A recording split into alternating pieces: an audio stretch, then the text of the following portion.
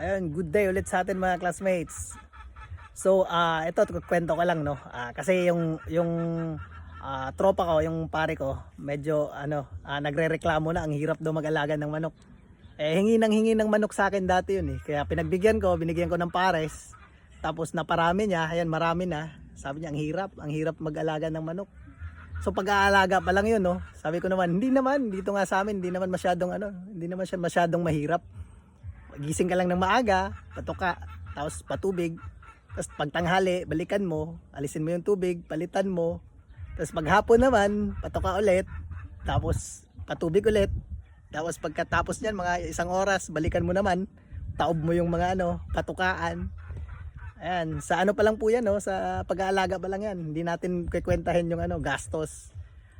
Tapos obserbahan mo pa yan pagka malamig naman yung panahon o tag-ulan, obserbahan mo naman mga may mga sipon, may mga halak.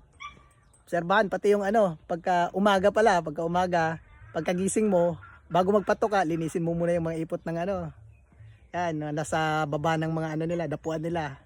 Wawalisin mo yan. Hindi naman masyadong mahirap eh. Ewan ko, sabi niya mahirap eh. Siguro para sa akin kasi hilig natin yan.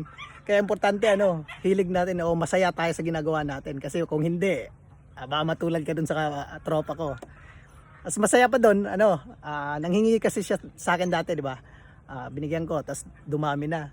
Ngayon, yung circle of friends niya, dun sa kabilang circle of friends niya, matagal ko nang kakilala to kaso hindi ko kilala yung ibang ibang mga tropa niya, katrabaho niya. Ayun, bumisita sa kanila, nagkainuman, tapos syempre nagkakwentuhan. Yung isang tropa niya, natingin lagi sa manok niya, naka-cord, marami, malalaki na. Actually, mas malaki pa nga yung manukan niya kaysa dito sa amin eh. Ayun, biglang humirit yung pare niya, sabi niya, pre, baka naman. Sagot niya, pre, wag naman, hirap niyan. Ayun po, maraming salamat.